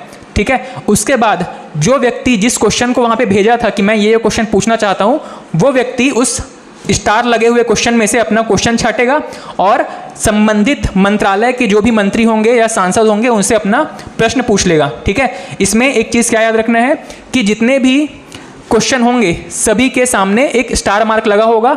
इसको हम कहते हैं तारांकित प्रश्न। तारांकित प्रश्न या स्टार्ड क्वेश्चन कहने का मतलब है कि उन क्वेश्चन के सामने इस तरीके से स्टार मार्क लगा होगा। ये स्टार मार्क क्यों लगा है, ये बताने के लिए कि इसको इन प्रश्नों का तुरंत मौखिक उत्तर देना है और तुरंत इसको सेटल करना है। ठीक है, इनका मौखिक उत्तर दिया जाएगा और इसमें तुरंत क्रॉस क्वेश्चन हो सकते हैं, इसमें तुरंत क्रॉस क्वेश्चन हो करके इसको सेटल कर दिया जाएगा। अब इसमें कितने क्वेश्चंस हो सकते हैं, तो जनरली एक तारांकित प्रश्न के ऊपर 2 क्रॉस क्वेश्चन पूछे जा सकते हैं। ठीक है, मान लीजिए यहाँ पे कोई व्यक्ति है जो कि अमित शाह जी से कोई प्रश्न पूछना चाहते हैं, कोई सांसद है, मान लो राहुल गांधी हैं, अमित शाह जी से प्रश्न पूछना चाहते हैं कि नॉर्थ ईस्ट में इतनी वायलेंस क्यों हो रही है। तो जिस दिन सदन की बैठक होगी, लोकसभा की बैठक होगी, उस दिन मोदी आपके अमित शाह जी भी वहाँ पे प्रेजेंट होंगे, राहुल गांधी भी वहाँ पे प्रेजेंट होंगे, और जब राहुल गांधी को अपना प्रश्न पूछने का मौका दिया जाएगा तो अपने डॉक्यूमेंट में से वो देखेंगे कि अपना कौन कौन सा प्रश्न है।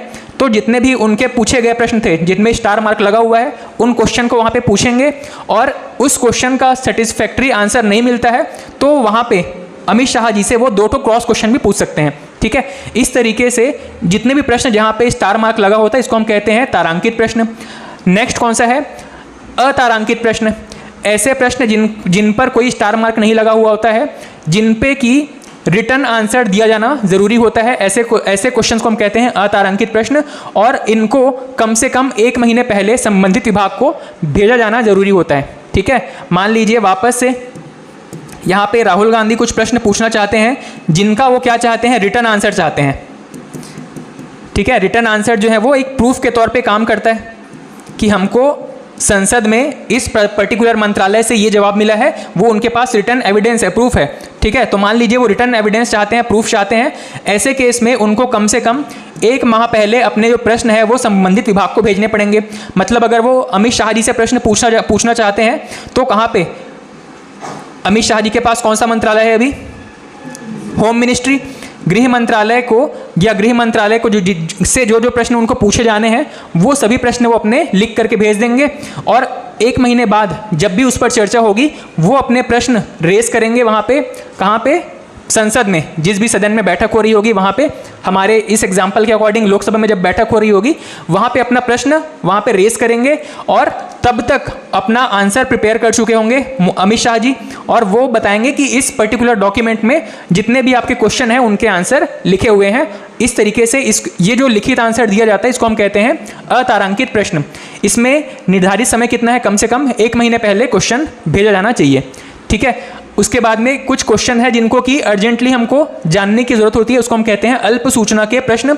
जनरली इसके जो क्वेश्चन है 30 दिन पहले ही भेजे जाएंगे संबंधित विभाग को, और उतने 10 दिन के बाद में जब भी बैठक होगी तब उस प्रश्न का आंसर दे दिया जाएगा, चाहे मौखिक रूप से चाहे लिखित रूप से। अगर अल्प सूचना के प्रश्नों में स्टार मार्क लगा हुआ है तो ये भी क्या बन जाएंगे, तारांकित प्रश्न, और मान लीजिए उनका रिटर्न आंसर चाहिए तो वो क्या बन जाएंगे, अतारांकित प्रश्न।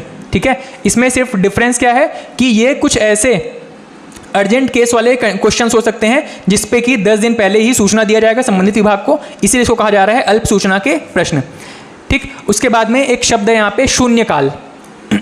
शून्यकाल क्या है, सबसे पहले हमने बात किया कि 11 से 12 बजे तक इनका पहला वर्किंग आवर होगा, 12 से 1 बजे तक जो इनका लंच टाइम वाला टाइम होता है इसी को कहा जाता है शून्यकाल, या फिर जो सदन का जो दूसरा आवर है, सेकंड आवर है, इसी को कहा जाता है शून्यकाल। इसमें जिनको खाना पीना खाना रहता है वो बाहर निकल जाते हैं, जो बैठे होते हैं वो क्वेश्चन आंसर कर लेते हैं। ठीक है, ये आपका शून्यकाल। इसके बाद में ध्यान आकर्षण प्रस्ताव। ध्यान आकर्षण में एक शब्द है ध्यान और आकर्षण, मतलब किसी का ध्यान अपनी तरफ खींचना। यहाँ पे बताया जा रहा है कि लोक महत्व का कोई मुद्दा है, उसको वहाँ पे उठाने के लिए, कहाँ पे, संसद में, संसद के लोकसभा में या राज्यसभा में उठाने के लिए जब कोई प्रस्ताव लेकर के आते हैं इसको कहा जाता है ध्यान आकर्षण प्रस्ताव। ठीक है, अब इसमें अगर लोकसभा में लाया जा रहा है तो यहाँ पे अध्यक्ष की अनुमति आवश्यकता होगी, और अगर राज्यसभा में ला रहे हैं तो यहाँ पे सभापति या वाइस प्रेसिडेंट की सहमति आवश्यक होगी। ठीक है, नेक्स्ट है स्थगन प्रस्ताव। स्थगन प्रस्ताव क्या होता है? स्थगन का मतलब होता है किसी चीज़ पर काम बंद कर देना, स्थगित कर देना। जैसे अलग अलग हाउस को स्थगित किया जाता है जब वहाँ पे सांसद लोग हो हल्ला मचाते हैं, ऐसे केस में जो अध्यक्ष हैं या सभापति हैं उस हाउस को वो कुछ समय के लिए स्थगित करते हैं।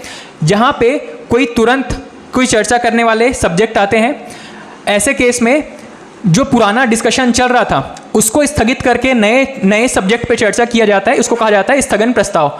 ठीक है, उसके बाद विशेषाधिकार हनन प्रस्ताव।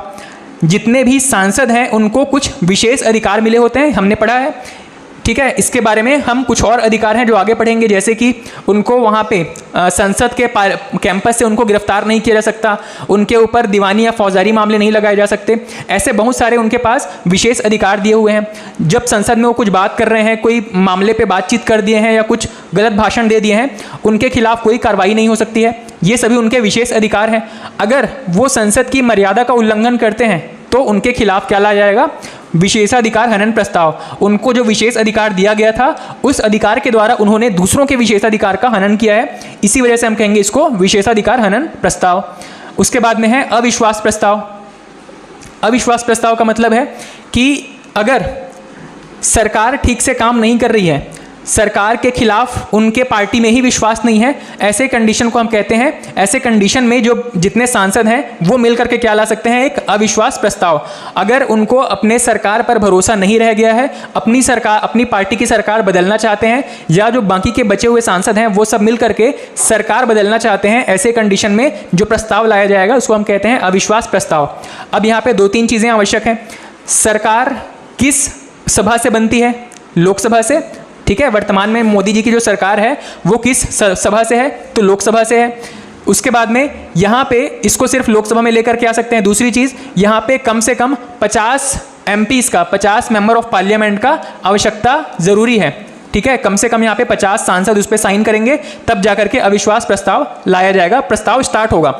उसके बाद में अगर ये प्रस्ताव मान लो पारित हो जाता है, मतलब वहाँ पे टोटल सीट जो अगर बहुमत अपना सिद्ध नहीं कर पाते, मतलब जितने लोग वहाँ पे, जितनी जो टोटल सीट्स हैं उसमें अगर हम वैकेंसी को घटा दें, हमारा क्या निकलेगा? Effective majority. अगर वो अपनी इफेक्टिव मेजॉरिटी प्रूव नहीं कर पाते हैं, ऐसे कंडीशन में मंत्रिपरिषद को त्यागपत्र देना पड़ेगा। ठीक है, अब इसमें से सिर्फ जो आपको बहुत अच्छे से समझने की चीज़ है वो है अविश्वास प्रस्ताव।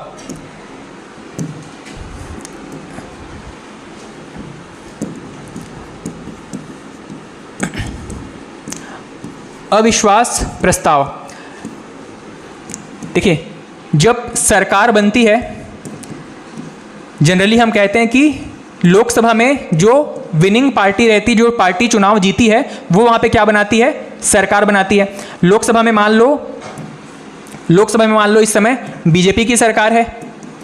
ठीक है, अब ये बीजेपी की सरकार काम कर रही है, इनके कुछ मंत्री भी हैं, इनके कुछ सांसद हैं, ये सभी मिल करके यहाँ पे काम कर रहे हैं। मान लीजिए जो विरोधी सदस्य हैं, विरोधी दल हैं, इनको ये लगता है कि अभी अगर इनके खिलाफ कोई ऐसा अभी मान लीजिए कोई बिल लेकर के आएंगे और उस बिल को ये पास नहीं करवा पाएंगे, ऐसे कंडीशन में उनको अगर ये लगता है कि कम से कम 50% इनके जो सदस्य हैं वो इस पार्टी के खिलाफ हैं, ऐसे कंडीशन में ये जो विरोधी दल हैं ये क्या करेंगे? 50 सांसदों का साइन लेकर के, 50 सांसदों की सहमति से, इनकी 50 सांसदों की सहमति से एक प्रस्ताव लेकर के आएंगे और इसी प्रस्ताव को हम कह रहे हैं यहाँ पे अविश्वास प्रस्ताव। मतलब ये सरकार के खिलाफ अपना अविश्वास प्रदर्शित कर रहे हैं। अब यहाँ पे जो सरकार काम कर रही है, इसको सबसे पहली चीज़, अगर विश्वास हासिल करना है तो उनको क्या करना पड़ेगा? अपना बहुमत साबित करना पड़ेगा। इनके पास इस समस्या से निकलने का एक ही उपाय है कि अपना बहुमत साबित करना हो, अपना बहुमत साबित करें।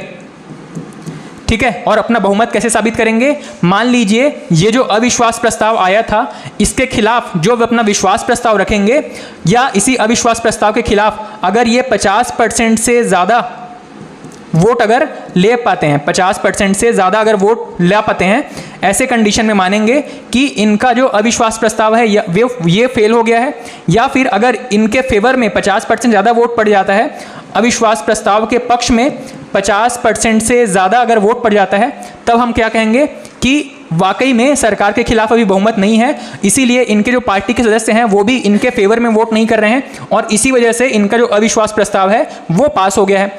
अगर इनका अविश्वास प्रस्ताव पास हो जाता है तो जितने भी बीजेपी के मेंबर्स रहेंगे इनको त्यागपत्र देना पड़ेगा।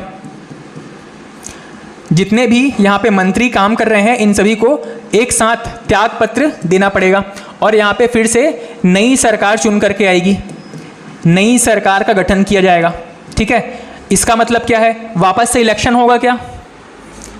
वापस इलेक्शन की बात नहीं की जा रही है, थोड़ी सी चीज़ें कॉम्प्लिकेटेड हैं, इसको समझते चलना। मान लीजिए लोकसभा के इलेक्शन हुए हैं, लोकसभा के इलेक्शन हुए, कुछ सीट बीजेपी को मिले हैं, कुछ सीट कांग्रेस को मिले हैं, कुछ सीट आम आदमी पार्टी को मिले हैं, ऐसे ही बहुत सारी पार्टीज हैं जिनको अलग अलग नंबर ऑफ सीट्स मिले हैं। इसमें से बीजेपी को टोटल सीट्स का 50% से ज़्यादा मिल गया था, इसीलिए इनको सरकार बनाने का मौका मिला। इन्होंने क्या बनाया, अपना सरकार बनाया। इस सरकार के बनाने के बाद में इन्होंने अपना एक प्रधानमंत्री चुना, बहुत सारे अलग अलग विभागों को अलग अलग मंत्री चुने गए। ठीक है, एक प्रधानमंत्री चुने गए और अलग अलग विभागों के लिए बहुत सारे अलग अलग मंत्री चुने गए। इन सभी को हम सम्मिलित रूप से क्या कहते हैं, सरकार कहते हैं।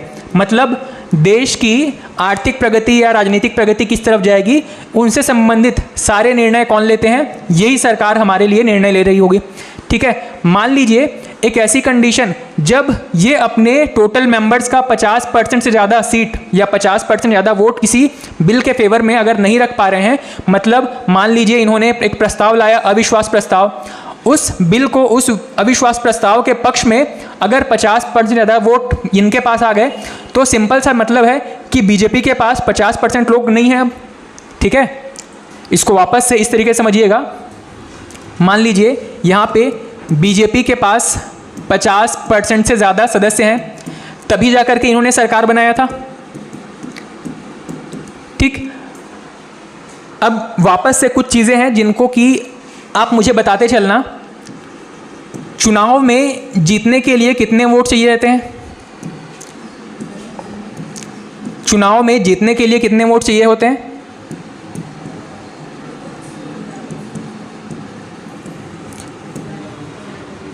ठीक, ये भी थक गया आज। चुनाव में जीतने के लिए कितना वोट चाहिए रहता है?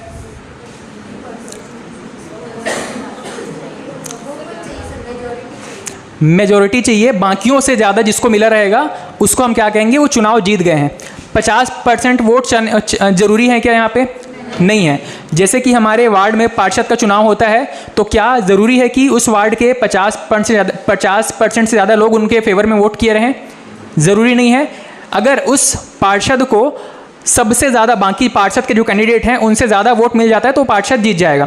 वही चीज़ यहाँ पे भी है, चुनाव जीतने के लिए कितने वोट चाहिए ये कहीं पे डिफाइन नहीं किया गया है, लेकिन सरकार बनाने के लिए कितने सीट चाहिए ये डिफाइन है। कितने सीट चाहिए रहते हैं? 50% से ज़्यादा सीट चाहिए रहते हैं। मान लीजिए किसी भी दल के पास 50% ज़्यादा सीट नहीं हो पा रहे हैं। मान लीजिए बीजेपी के पास सिर्फ 40% सीट है, कांग्रेस के पास सिर्फ 30% सीट है और आम आदमी के पास 20% सीट है। ठीक है, ऐसे केस में क्या होगा, मान लो कांग्रेस और आम आदमी पार्टी दोनों मिल करके कितना सीट ले आए? 50% से ज़्यादा सीट लेकर के आ गए। ऐसे केस में बीजेपी की सरकार नहीं बनेगी। बीजेपी के पास मान लो 40% सीट थे और आम आदमी पार्टी प्लस कांग्रेस मिला करके 50% से ज़्यादा सीट लेकर के आ गए। ऐसे केस में किसकी सरकार बनेगी? कांग्रेस प्लस आम आदमी की सरकार बनेगी। इसको हम क्या कहते हैं, जब भी इस तरीके से सरकार बनती है इसको क्या कहते हैं? गठबंधन की सरकार या कोएलिशन गवर्नमेंट कहते हैं। ठीक है, जब भी ऐसी केसेस जहां पे किसी पार्टी के पास 50% से ज़्यादा सीट नहीं है, ऐसे केसेस में गठबंधन वाला सॉल्यूशन अपनाया जाता है, जहां पे अलग अलग पार्टी के जो मेंबर्स हैं वो मिल करके 50% का जो कोटा है उसको कंप्लीट करेंगे और 50% पूरा होने के बाद वो क्या बनाएंगे? सरकार बनाएंगे। ठीक, अब ये अलग अलग लोग, अलग अलग पार्टी आपस में मिलते क्यों हैं? क्योंकि सबको मंत्री पद चाहिए होगा, ठीक है, अलग अलग बेनिफिट चाहिए रहेंगे। सरकार बनने के बाद जो बेनिफिट मिलने हैं वो बेनिफिट लेने के लिए अलग अलग पार्टी आपस में मिल करके एक कोalition गवर्नमेंट या गठबंधन की सरकार बनाते हैं, ठीक है। इस तरीके से जो सरकार बनी है इसको हम कह रहे हैं कि मेजॉरिटी वाली सरकार। अब इस सरकार के पास क्या है, मेजॉरिटी है।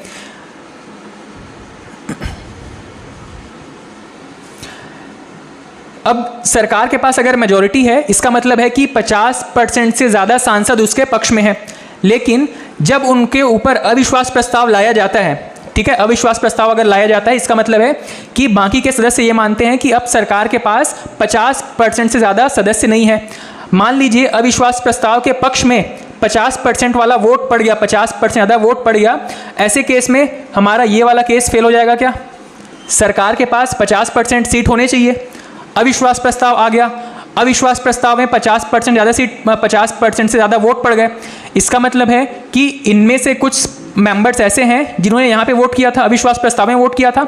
अविश्वास प्रस्ताव के पक्ष में जब वोट पड़ जाएगा, अविश्वास प्रस्ताव जब पास हो जाएगा, तब हम ये मानेंगे कि जो भी सरकार वहाँ पे काम कर रही है उसके पास 50% सीट नहीं है, ठीक है। वापस से एक बार ध्यान से सुनना, कोई भी सरकार बनाने के लिए कितने वोट चाहिए? 50% उनके पास सीट होने चाहिए। अविश्वास प्रस्ताव को पास होने के लिए कितने सीट चाहिए? अविश्वास प्रस्ताव को पास होने के लिए कितने वोट चाहिए? 50% वोट चाहिए। इसका मतलब है कि ये 50% तभी लेकर के आ पाएंगे जब विनिंग टीम में से सरकार के जो सदस्य हैं इनमें से कुछ लोग वहाँ पे अविश्वास प्रस्ताव के फेवर में वोट करेंगे, ठीक है भाई। अगर यहाँ पे टोटल सीट अगर 100 है तो 50 यहाँ पे रहेंगे, 50 आपके अविश्वास प्रस्ताव के पक्ष में रहेंगे। मतलब अगर यहाँ पे 50 है, यहाँ पे 50 हैं, तब तक वो पास नहीं हो पाएगा। जैसे ही इसमें से कोई एक आध मेंबर यहाँ पे अविश्वास प्रस्ताव के पक्ष में वोट दे देगा, तब हम यहाँ पे क्या कहेंगे कि बीजेपी के पास यहाँ पे 49 सीट्स हैं और अविश्वास प्रस्ताव के पक्ष में 51 सीट्स या 51 लोगों ने वोटिंग कर दी है। अब जा करके हम ये कहेंगे कि 50% से ज़्यादा लोग यहाँ पे सरकार के खिलाफ हैं, अतः अब सरकार को इस्तीफा दे देना चाहिए क्योंकि उनके पास मेजॉरिटी नहीं है, ठीक है। सरकार तभी बनती है जब उनके पास मेजॉरिटी हो। मेजॉरिटी होने का मतलब है कि सदन का 50% ज़्यादा सीट उनके पास होना चाहिए। लेकिन अगर 50% ज़्यादा सीट उनके पास नहीं है, ऐसी कंडीशन में मान लो अविश्वास प्रस्ताव लेकर के आते हैं और अविश्वास प्रस्ताव में 50% ज़्यादा सीट उनके खिलाफ अगर वोट दे देते हैं, 50% ज़्यादा लोग उनके खिलाफ अगर वोट देते हैं, ऐसे केस में मानेंगे कि अविश्वास प्रस्ताव पास हो गया है और सरकार के पास अब बहुमत नहीं बचा है। ऐसे केस में उनको क्या देना पड़ेगा? अपना रेजिग्नेशन देना पड़ेगा, ठीक। अब हम क्या कह रहे थे कि रेजिग्नेशन जब दे देंगे तो पूरी की पूरी लोकसभा खत्म हो जाएगी क्या? तो लोकसभा खत्म नहीं होगी, याद रखिएगा। यहाँ पे सिर्फ सरकार नई चुन करके आएगी, सिर्फ नया सरकार चुन करके आया जाएगा। जितने मेंबर्स थे, जितने लोकसभा के सांसद हैं, उनका सांसदी तो अभी बचा हुआ है, सांसद के रूप में तो काम कर रहे थे। सिर्फ सरकार बनाने के लिए उनका अपना मेजॉरिटी प्रूफ करना था, ठीक है। सरकार बनाने के लिए इसमें से प्रधानमंत्री और मंत्री हैं, इन्हीं को मिलाकर के हम सरकार कह रहे थे। लेकिन मान लो अगर इनकी सदस्य अविश्वास प्रस्ताव पास हो गया है, तब यहाँ पे सिर्फ सरकार भंग होगी, पूरी की पूरी लोकसभा भंग नहीं होगी। लोकसभा में जितने लोग चुने गए थे सांसद के रूप में चुने थे, ठीक है। उन सांसदों में से हमने जब अपने मंत्री चुने हैं, प्रधानमंत्री चुने हैं, इनको हम मिला करके कह रहे हैं कि ये हमारी सरकार है। लेकिन उनके पास मंत्री पद तो था, सांसद पद भी था।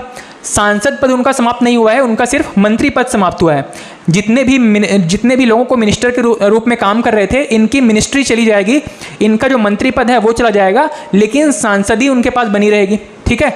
अब वापस से ये सांसद क्या करेंगे? चाहे तो अपना बहुमत सिद्ध कर सकते हैं, ठीक है। अगर अपना बहुमत सिद्ध कर लिए, 50% ज़्यादा वोट अगर अपना सीट साबित कर लिए, तो इनकी सदस्यता बनी रहेगी, मतलब मंत्री पद बना रहेगा।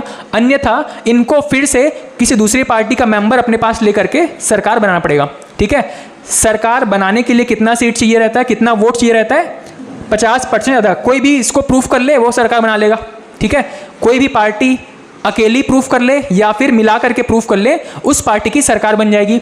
अकेली पार्टी जब ये काम करती है तो हम कहते हैं कि इस फला पार्टी की सरकार है। जब बहुत सारी पार्टी मिल करके ये प्रूफ करती है तो हम कहते हैं गठबंधन की सरकार है या कोलिशन गवर्नमेंट काम कर रही है, ठीक है। चलिए बाकी नेक्स्ट क्लास में करते हैं। आज मेरे ख्याल से मैंने 2 चीज़ों पर ज़्यादा हमारा फोकस था। सबसे पहला था आपका बहुमत कितने प्रकार के होते हैं, और दूसरा ये सरकार किस तरीके से काम करती है। ठीक है, तो बहुमत को वापस से रिवाइज करके आइएगा। नेक्स्ट क्लास में हम इसको सबसे पहले क्वेश्चन आंसर देखेंगे, उसके बाद में आगे कंटिन्यू करेंगे। ठीक है, ओके, थैंक यू।